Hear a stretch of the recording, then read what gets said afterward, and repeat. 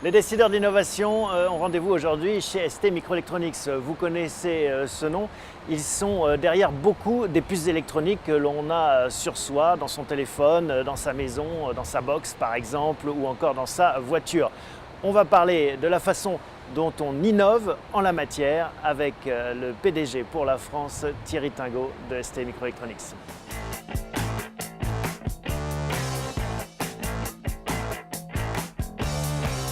Thierry Tingot, bonjour. Bonjour. Merci de nous recevoir ici, chez vous, au siège français de ST Microelectronics. C'est un nom connu et en même temps, on ne connaît pas toujours le détail ou les métiers de ST Micro. C'est quoi ST Microelectronics?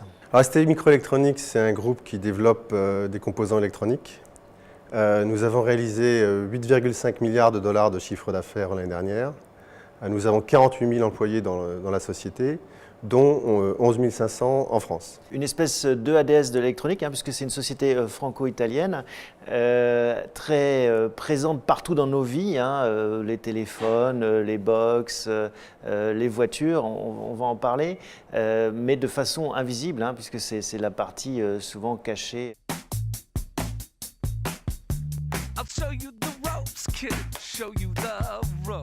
Vous avez un slogan Life Augmented, la vie augmentée. On va essayer de comprendre comment est-ce que vous essayez d'augmenter nos vies. Les grands métiers, on va prendre par pôle finalement. Vous avez 5 grands pôles. Donc l'automobile est un de ces segments. Nous travaillons aussi dans les composants de puissance, le multimédia, les capteurs intelligents et les microcontrôleurs. Qu'est-ce que vous faites dans l'automobile? Dans l'automobile, on travaille sur tout ce qui est gestion de l'énergie, réduction des consommations des véhicules. On travaille également sur la réduction des émissions de CO2. On travaille également sur le multimédia dans le véhicule avec le GPS embarqué. Une autre ligne de produits assez grand public, c'est le multimédia. Le multimédia ST est leader dans le domaine des décodeurs, à la fois pour le satellite, le câble, les décodeurs IP.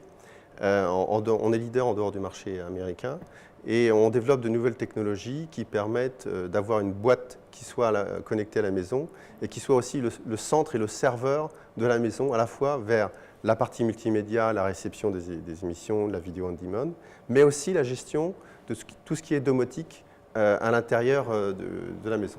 Donc j'imagine que c'est un marché aussi en forte croissance avec beaucoup d'innovation dans les tuyaux. Donc justement, les capteurs, c'est une autre de vos grandes lignes de produits. Donc nous avons une stratégie aussi autour de ce qu'on appelle les MEMS, qui sont des micro-machines électroniques, ce qui nous permet de développer des applications autour de boussoles, de gyroscopes, d'accéléromètres, de capteurs de pression, de détection d'altitude. Par exemple, on peut développer une application avec un smartphone qui vous permet de retrouver votre véhicule dans un parking.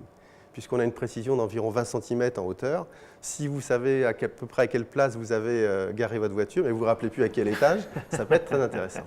En effet. Avec ces capteurs, vous prenez l'information et il faut la traiter.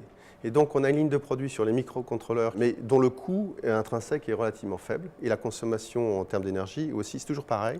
Réduction du coût, réduction de l'énergie, de la consommation d'énergie. Et augmentation de la puissance, en fait. C'est le triangle dans lequel vous débattez. Absolument. Donc, c'est ça la vraie stratégie qui est derrière l'intégralité du portefeuille produit.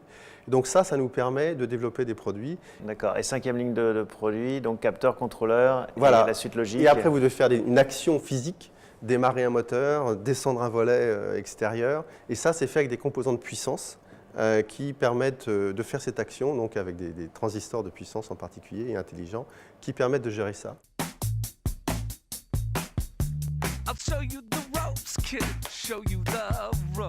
Alors, quand on brosse ce paysage, on voit bien la diversité des métiers que vous pouvez aborder. Comment est-ce qu'on gère quand on a un portefeuille aussi large de métiers avec des innovations, que ce soit, on parlait de la télévision, de l'énergie, de la voiture. Comment est-ce qu'on fait pour rester à la pointe de l'innovation dans tous ces métiers?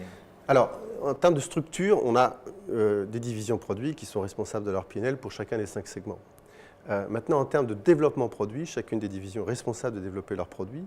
Mais la caractéristique de ST, c'est aussi de faire de la fabrication. Et en particulier en France, je vous ai cité que nous avons plusieurs usines en France, qui nécessitent à la fois de développer de la technologie pour développer ces produits, mais on développe aussi notre propre technologie de base, qui est très caractéristique à ST, plus particulièrement à Crolles, près de Grenoble, avec beaucoup de chercheurs. À Crolles, il y a 4000 personnes, dont 2000 personnes en R&D. On a 4800 personnes sur les 11 000 qu'il y a en France qui travaillent en recherche et développement sur le territoire national. show you the ropes, kid. Show you the ropes. C'est un monde qui bouge très vite. Et quand on est un géant, bon, on n'est pas forcément aussi rapide que des startups. Comment est-ce que justement vous vivez dans cet écosystème et vous essayez de profiter de ces startups peut-être plus dynamiques? Il est certain que nous avons de fortes relations avec des grands clients, des très grands comptes que je ne vais pas les citer, mais vous connaissez tous les grands donneurs d'ordre au niveau mondial. Mais nous avons également une stratégie de coopération étroite avec les startups. Récemment, nous avons fait un événement à Paris qui s'appelle l'Innovation Night, pour lequel nous avons invité de nombreuses startups et tous les gens qui travaillent autour de l'écosystème. C'est la preuve que la fabrique de l'innovation peut plus faire qu'à l'intérieur de vos labos. Il faut s'ouvrir au reste du monde. Absolument. Ce n'est pas un vase clos le semi-conducteur, l'électronique, c'est une immense coopération. Donc, pour nous, les startups, les pôles de compétitivité en France, les coopérations avec le CEA, les universités, les écoles d'ingénieurs, c'est absolument essentiel. Est-ce qu'en termes d'innovation, on pourrait avoir une rupture sortie de nulle part, par une start-up par exemple, qui viendrait bouleverser ce Il y a toujours des marché? ruptures. Une des raisons pour laquelle nous souhaitons resserrer nos liens avec les startups, c'est celle-là. C'est qu'on considère, on est persuadé, y compris en France, que parmi les startups et les clients que nous avons, ce sont peut-être les futurs Apple ou HP de demain. Donc il y a des vraies possibilités en France. D'autant plus que tous ces nouveaux systèmes, tous ces nouveaux capteurs vont développer des nouveaux écosystèmes avec plus de facilité d'avoir des solutions intéressantes pour le grand public. I'll show you the ropes, kid. Show you the ropes. Vous êtes confiant donc, sur cette industrie électronique européenne, sur son Absolument. développement? Le marché mondial des semi-conducteurs, l'année dernière, c'était environ 300 milliards de dollars, purement de composants électroniques, qui adresse à la fois les smartphones, les décodeurs, les voitures, les PC. Donc c'est un marché quand même assez conséquent et qui est en croissance en termes d'unités de façon significative. En revanche, en valeur, par le fait de la décroissance des prix significative tous les ans, parce qu'il y a des innovations qui sont apportées, c'est un marché qui est stable en valeur. Mais en volume, ça croît significativement tous les ans. Merci Thierry Tingot. Merci. À bientôt.